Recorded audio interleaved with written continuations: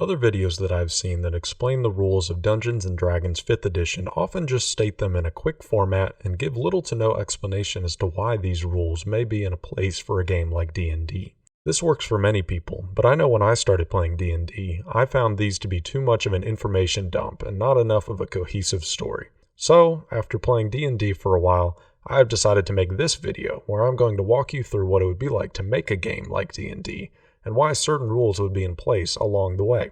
It's pretty long for that reason, but I think it would have helped me when I first started playing.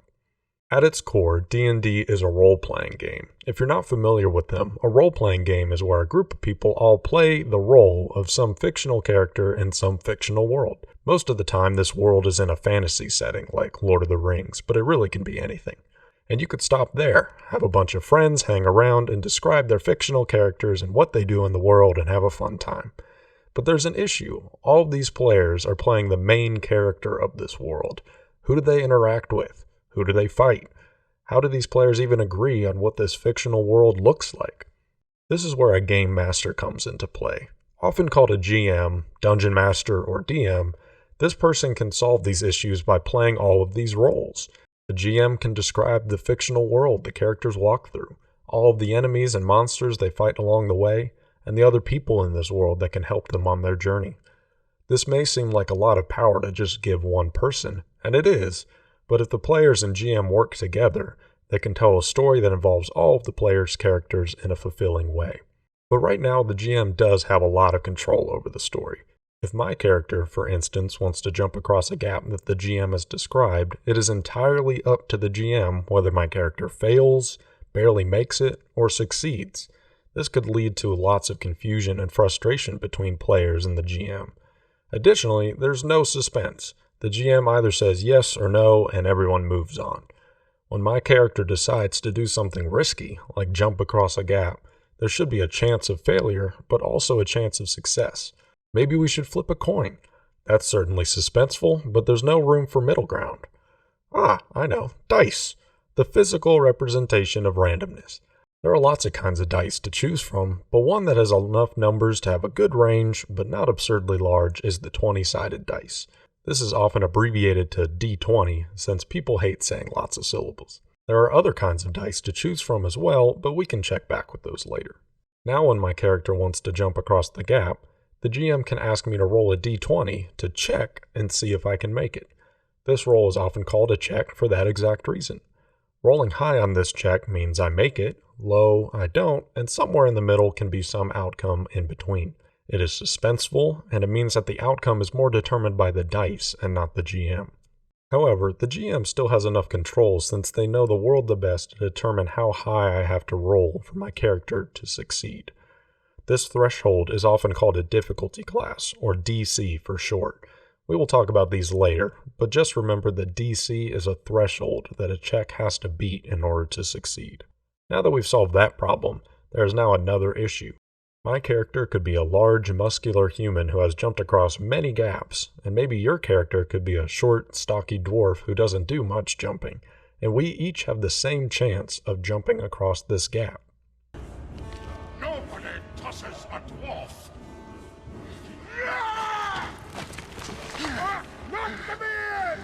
Not all characters will be the same in terms of their capabilities, so we should create some way of quantifying the abilities of our characters. These abilities should be intrinsic to each character and should be pretty difficult to change through normal means. Now, there are tons of directions we could go in terms of which abilities to have, but D&D has 6 abilities. The first 3 are physical abilities, which are Strength, Dexterity, and Constitution. Strength is how strong your character is, Dexterity is how nimble your character is, and Constitution is how hardy your character is. The last 3 are more mental abilities, which are Intelligence, Wisdom, and Charisma. Intelligence is how smart your character is, Wisdom is how mentally flexible your character is, and Charisma is how personable your character is. Giving values to these 6 abilities allows a character to be described in a concise way that shows what that character would probably be best at. Well, what should these values be? It would be good to be able to have a baseline for what an average score would be for an ability, and we might as well draw from what we already have been working with. The average roll for a D20 is around 10, so the average ability score can be 10, meaning a score above that would be above average in that ability, and a lower score would be below average in that ability. Awesome! So now we have a way to quantify how our characters are intrinsically different. How should we use this to solve the issue of our characters jumping over the gap? One method is to modify each of our checks to account for our characters' differences. Instead of just rolling a d20 for the check, we can roll a d20 and then add on a modifier to whatever that roll is. This means a higher modifier means that that character has a higher chance of beating that threshold, or DC, to succeed in jumping the gap. Since we just defined abilities, we can have a modifier associated with each ability. Each modifier can start with the ability score we created and then subtract off 10. This means if our character's ability score is above average, the modifier would be positive, and if it's below average, the modifier would be negative. However, with really high or low ability scores, these modifiers start to get big quickly, so we can reduce that by dividing this difference by 2. This has created a small problem where sometimes we wouldn't get a whole number as a modifier, so we can just agree to always round down. This seems to work fine. Let's work through an example. Let's say my character has a strength ability score of 17, which is quite above average. My character's strength modifier would be 17 minus 10, which is 7, and then divided by 2, which is 3.5, and then rounded down is 3. Since my character's strength ability score is likely not going to change, then I can just remember that my strength modifier is 3. Now going back to the jumping across the gap dilemma, if I were to say my character jumps across the gap, the GM would ask me for not just a check, but a strength check, since jumping across a large gap would require a good amount of strength. This means I roll a d20 and add my character's strength modifier, which we just figured out is 3, giving me a better chance of beating the DC threshold than another character who has a lower strength ability score. This modifier system is better than before, but some situations aren't as clear as to what modifiers should be used. For instance, if a character who has never ridden a horse before wanted to try and steer a horse, think about which ability would be best to use as a modifier for a check. If I were to ask this of several people, there probably wouldn't be a clear consensus on what would be correct. We can alleviate this issue by listing out a bunch of skills that are common in the game, like animal handling, and which ability modifier would best be associated with those skills. Oh look, D&D already has that. Here are some common skills that cover most of the different skills you would need to make checks for in a normal D&D playthrough. This means instead of a strength check for jumping across the gap, the GM would probably ask for an athletics check. Of course, the GM can still ask for a check for any of the abilities, but this specification helps standardize which modifiers go with what skills. Oh, and to see what D&D says for the horse situation, it would be an animal handling check, so that player would roll a d20 and add their wisdom modifier. Here's a fun table I found online that explains the various abilities and skills with regards to tomatoes. This further delineation of skills is actually helpful for solving an issue that still exists with our jumping across the gap situation. When I described my character, I said that he has jumped across many gaps before, and I described your character as a dwarf who hasn't jumped a lot. There is not just an inherent difference in our characters' abilities, but also a difference in their backgrounds and experience with being athletic in general. My character, being more athletic, should have an even better chance than someone who is equally strong but not as athletic. We can solve this issue with the idea of a proficiency bonus. Characters are going to be proficient in certain skills based on their background and experience with those skills. When a player is asked to do a skill check when their character is proficient in that skill, they do their normal check for rolling a d20 and adding that skill's associated modifier, but then also add on their proficiency bonus. This proficiency bonus can range anywhere from 2 to 6, depending on how experienced your character is overall. This idea of proficiency will come up again later, so just remember this bonus will be added onto rolls where your character is proficient in what they are rolling for. We have talked about ways in which a character's intrinsic abilities can modify a check, and how a character's background or experiences can add bonuses. But there's another factor to consider on how our checks can be messed with: situations. Certain situations can give your character an advantage in trying to attempt something. For instance, it's much easier to hit an enemy with a mace when they're lying on the ground than if they were standing, since they can't move as much. With the jump across the gap scenario, Maybe a situation where my character has a lot of adrenaline pumping because the love of their life is hurt on the other side of the gap would allow them some kind of advantage.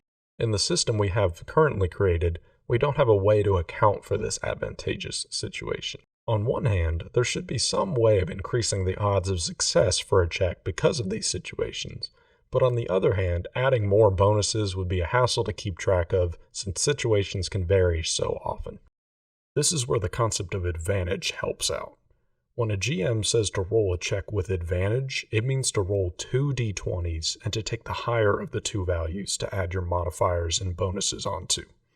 Mathematically, this gives an increase of around 4 or 5 than just rolling 1 d20 on average, but it doesn't guarantee it, so it's a nice middle ground and even a little bit more suspenseful. On the flip side, certain situations can give your characters a disadvantage in trying to attempt something. It is much harder to shoot an enemy with an arrow when they are lying on the ground, since they are a smaller target and may be obscured by others. With the jump across the gap scenario, maybe a situation occurs where my character is on fire and can't really see the gap that would give them some disadvantage. Very similar to advantage, when a GM says to roll a check with disadvantage, it means to roll 2 d20s and to take the lower of the two values to add your modifiers and bonuses onto. Again, it is mathematically a decrease of around 4 or 5 than just rolling with 1 d20 on average, but doesn't guarantee it. Now that we have talked about modifying our d20 rolls in various ways, we should go back to difficulty classes, or DCs. Remember, a DC is just a threshold number for a check to be greater than in order to succeed. With all of these bonuses, a final check can no longer just be between 1 and 20, so the DCs need to be adjusted accordingly. D&D has a guideline for what DCs go with the difficulty for tasks, shown here, ranging from 5 for very easy to 30 for nearly impossible. DCs can be between these values, of course. This is just a guideline to understand how good your checks are compared to what you are trying to accomplish. Most of the time, DCs are decided by the GM secretly to add to the suspense of a check, but in some instances, the threshold of what a roll needs to beat is known or specified, which will be brought up for the rest of the video. That is basically everything we need for the rules of role-playing in D&D. You could have a perfectly fun game of D&D with everything we've discussed so far. But, just like in real life, there will be conflicts, and in most games there are evil creatures that roam the world that must be vanquished in order to survive. While we do have some of the tools and rules that can be applied for the player's characters fighting things, there are rules that we should create that make combat a better experience. I would also like to point out here that there are so many avenues we could go down in order to structure combat, and many other systems are quite different from D&D, but we are just going to go down the path of D&D to understand it better. There are no correct set of rules for this. So your group of characters have come upon a fight against some bad guys. If you take a second to think back to any groups you've ever been a part of, you can foresee a problem of some people wanting to do too much in a fight and some people not being able to do much because of those first people. Luckily, the basic concept of taking turns works great here. Now there is just a question of what order does everyone go in their turns. Let's determine it the way we've determined everything. A check with a d20. Rolling higher on your initiative roll should be better and will mean you go before others that roll lower. Since we just learned all about modifiers, we might as well use one. Since we are determining how quick on your feet your character can be to do things in combat, we will use your character's dexterity modifier. All characters and the enemies controlled by the GM do an initiative roll. You may be thinking, why don't we just say you do a dexterity check instead of calling it an initiative roll? Well, first, it sounds cooler, but also this kind of distinction has its advantages, just like having different skills. Depending on your character, you may be able to add even more onto your initiative roll, or roll it with advantage, which are things you can't do with just regular dexterity checks. Now that we have an order defined, let's talk about what each character can do on their turn in combat. We don't want one character to do too much when it is their turn, so we need to restrict it a certain amount, but also not so much so turns are very boring. The middle ground has been decided where a round, which is the name for when everyone has taken their turn, is around 6 seconds, meaning there are 10 rounds in a minute. So, whatever your character can reasonably do within 6 seconds or so is what they can do. When it's a character's turn, they are always allowed an action and movement, and, if a character is able to, a bonus action. When it is not their turn, Every round the character gets one reaction. We're going to delve more into each of these, starting with the action. A character's action can be almost anything, but since they're in combat, the most likely things they're going to do is attack or cast a spell. Making a physical attack against someone is like doing a special kind of check to see if the attack damages them. This is called an attack roll and has this special distinction since extra bonuses or rolling with advantage can be applied just for these kinds of rolls. When attacking with a melee weapon, like a sword, the strength modifier is normally used because more strength is better at doing damage. When attacking with a ranged weapon, like a bow and arrow, the dexterity modifier is normally used because being precise with movements to hit a target is required. Since most of the weapons a character would be using are the ones they are experienced with, this is another example of being proficient in a kind of weapon can be used, and the proficiency bonus would be added on as well to this attack roll. Now that we have made our character's attack roll, we need to see if it can beat the threshold for doing damage against the target. However, instead of a DC determined by the GM, it is dependent on the target's armor class, or AC. This is determined based on how much armor they have on, if they have a shield, and how good they are at dodging, which is their dexterity modifier. A key distinction to be made with AC is that beating it isn't your ability to hit the target, but to do damage to it. It isn't too hard to hit a person standing in front of you with a sword, but actually hitting them where it will hurt them is difficult, and that's why AC increases with higher dexterity because they are better at dodging being hurt. We will cover what damage means a little bit later on. The other most common action a player might take is to cast a spell. If you can think of it, there is probably a spell that does it in D&D. However, all spells aren't created equal. Like a spell that grants any wish is more powerful than creating a fireball to throw at something, which is more powerful than creating a fog cloud to obscure a room. We can denote how powerful a spell is by saying that it has a spell level. Let's say it's from 1 to 10 because 10 is a nice number. It would make sense that for the higher levels, the less of those spells a character can use. These are typically called spell slots, and your character has a certain number of slots for every spell level depending on how experienced they are. However, if you can cast spells, there are going to be some weak spells that you can cast as many times as you want, such as creating a light with your hands. We can call these level 0 spells since they're so easy they don't even deserve a level, but now we have 11 different levels of spells, so let's just say the highest spell level is 9 instead. By the way, these level 0 spells are typically called cantrips. Depending on what kind of spells your character can use, they will use one of the modifiers from the 3 mental abilities to cast it: intelligence, wisdom, or charisma. This is because the ability to cast spells is largely dependent on a character's mental attributes rather than their physical attributes.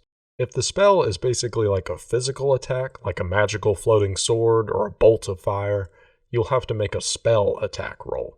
This is the same idea as a regular attack roll, just with a different modifier, so it would be the corresponding mental ability modifier plus their proficiency bonus. Again, if this number is greater than the target's AC, it does damage.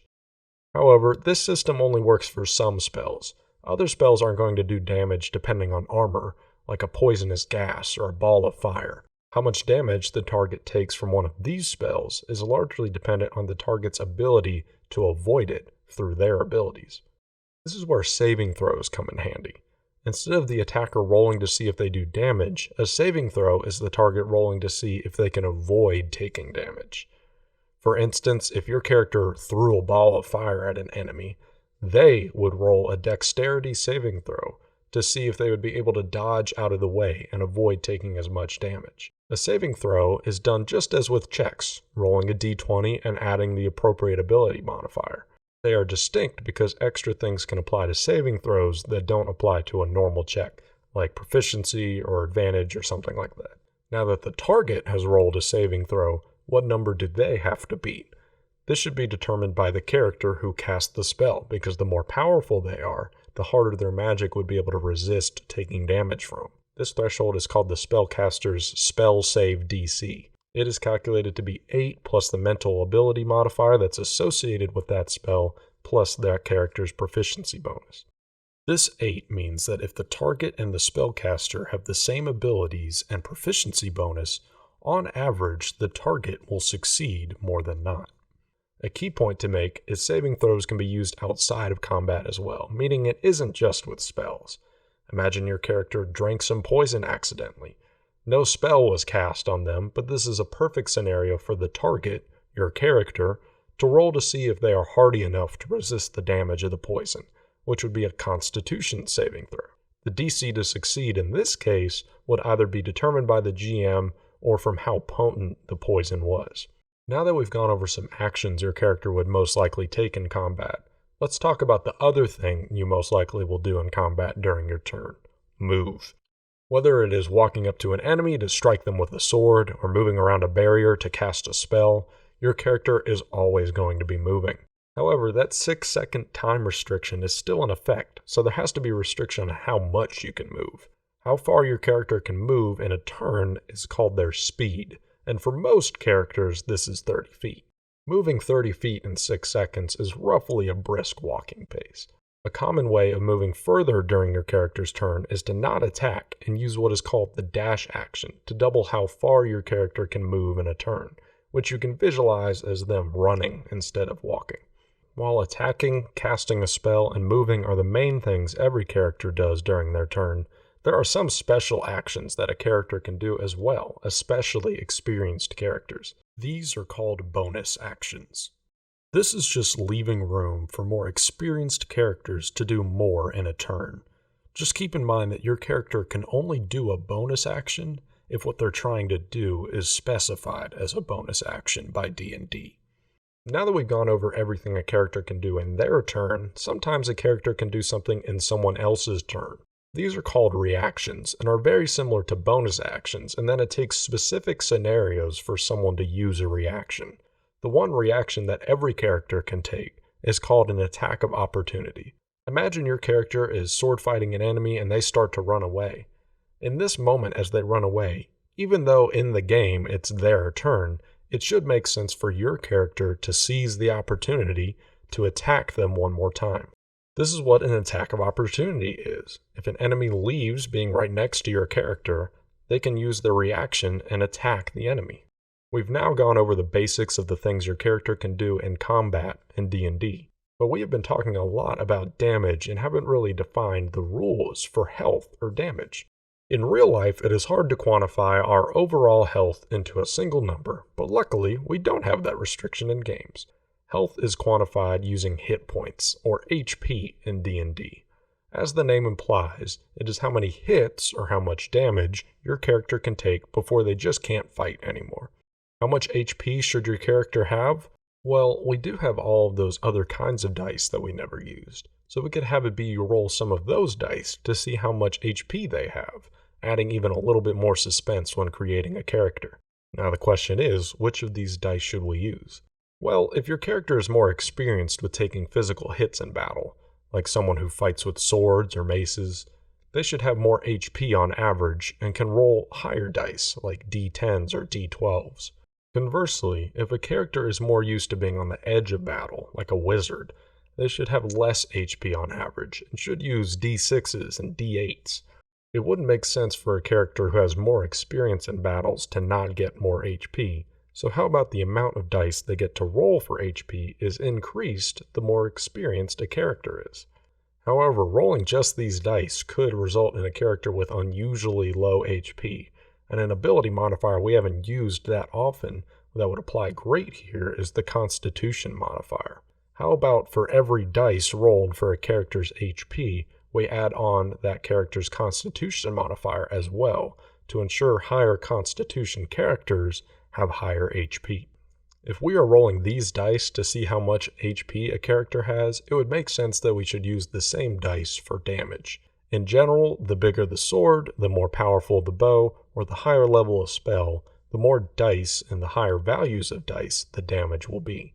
However, if you just roll damage dice, then someone who is weak can do the same damage with a sword than someone who is strong.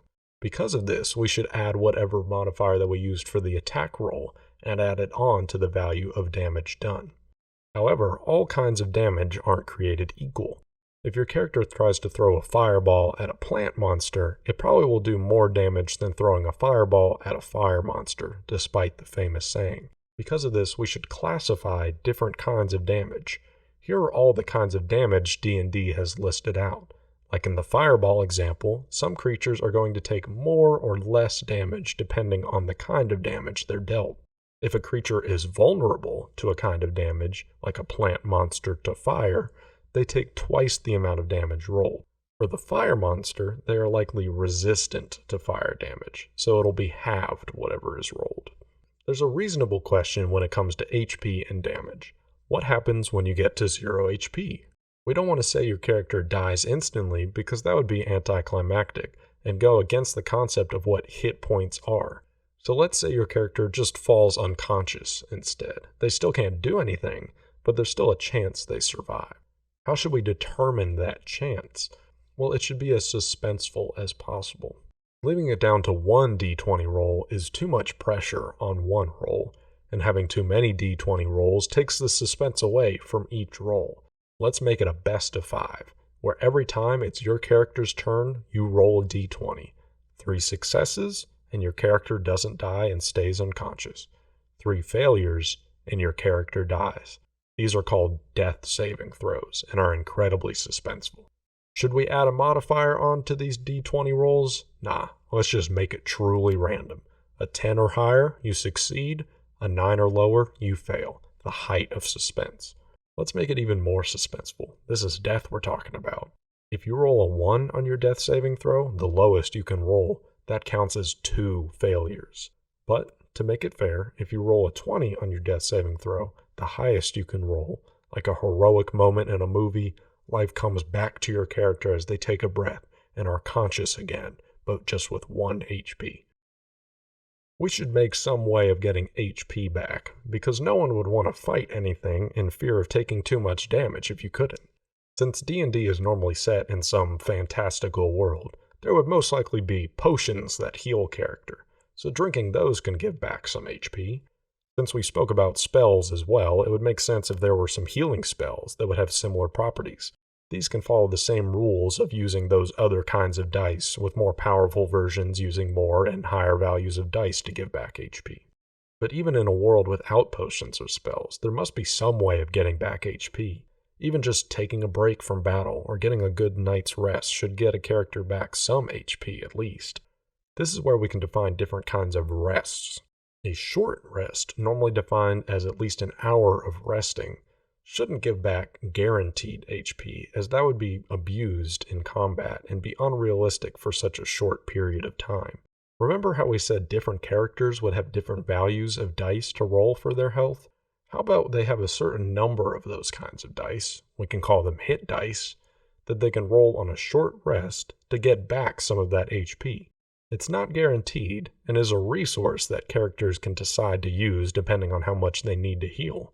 How many hit dice should a character have? Well, the more experienced they are in battle would allow them to better know how to rest and regain their HP, so those characters should get more hit dice. A long rest, normally defined as at least 8 hours of rest, basically a good night's sleep, can be much more beneficial to a character. Let's say they get all of their HP back and are replenished on things like spell slots. However, just so healing during short rests isn't too overpowered, how about they only get back up to half of their hit dice back on a long rest?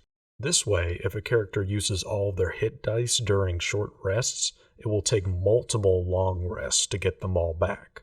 Now that we have a pretty good system for health and damage so our characters can actually fight and have a risk of dying, let's finish up this video bringing everything together. For those of you watching who have played D&D, these final parts are often the first things that you focus on when creating a character.